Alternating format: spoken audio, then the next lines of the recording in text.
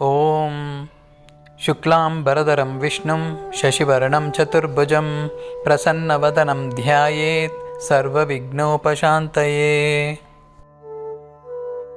తెల్లని వస్త్రాలు ధరించి చంద్రునిలా ప్రకాశించే వర్ణంతో 4 భుజాలు కలిగి ప్రసన్నమైన ముఖంతో ఉన్న భగవంతుని ధ్యానిస్తే అన్ని విఘ్నాలు తొలగిపోతాయి. శ్లోకం: యస్య ద్విరద వక్త్రాద్య పారిషద్ధ్యా పరశతం విఘ్నం నిఘ్నంతి సతతం విశ్వక్సేనం తమాశ్రయే.